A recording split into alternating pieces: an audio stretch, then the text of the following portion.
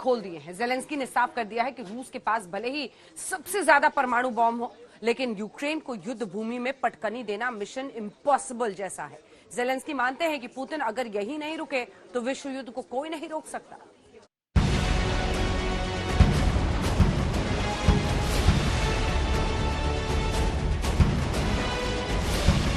पूरी दुनिया की नजरें यूक्रेन के राष्ट्रपति जेलेंस्की पर टिकी हुई है। जेलेंस्की के हर नए कदम के साथ दुनिया की धड़कनें तेज और धीमी हो रही हैं। सवाल यही है कि जेलेंस्की रूस के आगे हथियार डालेंगे या फिर नहीं। वैसे 24 फरवरी के बाद से ही जेलेंस्की ने पुतिन को सीधा संदेश दे दिया था कि बम, गोला, बारूद के आगे वो ना झुकेंगे और ना ही सरेंडर करेंगे। जेलेंस्की के ताजा बयान में भविष्य की पिक्चर भी साफ कर दी है। Років тому рятували євреїв, і тому серед нас є праведники народів світу, народи Ізраїлю. Тепер і у вас є такий вибір. Дякую вам. Дякую за все. जेलेंस्की ने पहले यूरोपीय संघ से मदद मांगी, नाटो मुल्कों के साथ आने के लिए कहा और अब इजराइल से मदद की गुहार लगाई है। मतलब ये कि जेलेंस्की रूसी सेना से आर पार की लड़ाई लड़ने को तैयार है। उन्हें ना तो अपनी जान की परवाह है और ना ही पुतिन के परमाणु युद्ध वाली धमकी की। They receive NATO military weapons, the latest cutting-edge weapons.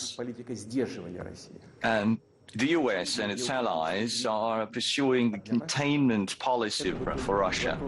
And for us, it's an existential threat. Die or live. It's about the destiny of us as a nation. It's no exaggeration. It's a real threat to our interests and to... जिस वक्त रूसी सेना की मिसाइलें Ukraine के अलग अलग शहरों में कहर बरपा रही हैं, ठीक उसी वक्त जेलेंस्की ने अपने मुल्क की कमान संभाल रखी है। मारियुपोल हो, कीव हो, खेरसन हो, लवीव हो या फिर यूक्रेन के दूसरे शहर, तबाही का मंजर एक जैसा है। लेकिन जेलेंस्की ने एटमी ताकत वाले रूस को दिन में तारे दिखा दिए। जेलेंस्की के मुताबिक मारियुपोल पर रूसी हमले का जिक्र इतिहास में युद्ध अपराध के रूप में होगा। Блокадний Маріуполь увійде в історію відповідальності за воєнні злочини.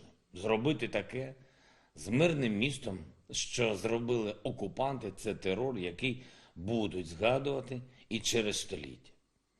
І чим більше українці говорять про це світові, тим більше ми знаходимо підтримки.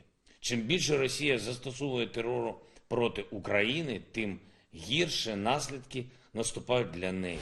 24 फरवरी को रूसी सेना ने यूक्रेन की सीमा में कदम रखा। प्लान चंद दिनों में पूरे यूक्रेन को मुट्ठी में करने का था। लेकिन 26 दिनों की जंग के बाद भी रूसी सेना का मिशन पूरा नहीं हुआ। अभी तक पुतिन की सेना कीव में घुस नहीं सकी है। हाँ, यूक्रेन ने रूसी सेना को हर मोर्चे पर करारा जवाब दिया है।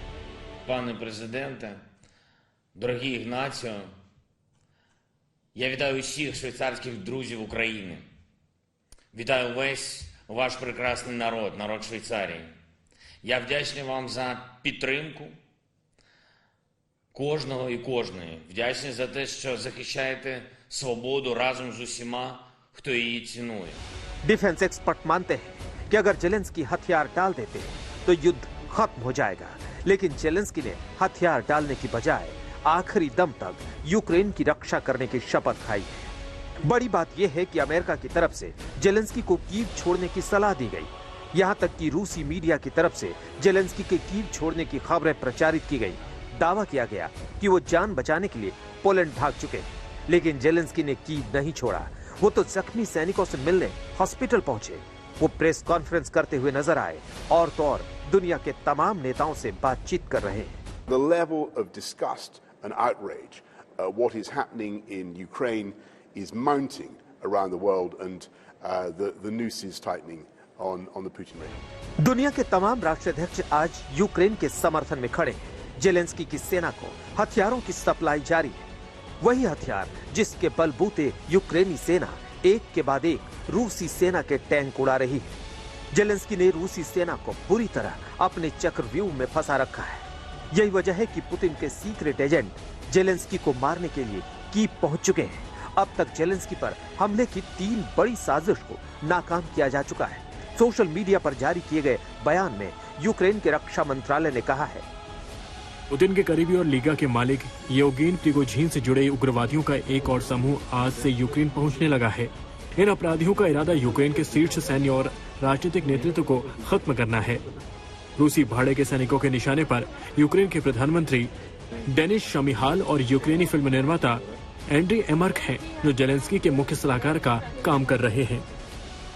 पुतिन एंड कंपनी जेलेंस्की को रास्ते से हटाने के लिए एड़ी चोटी का जोर लगा रही है, लेकिन अपने फौलादी इरादों के साथ जंग के मैदान में जेलेंस्की डटे हुए हैं।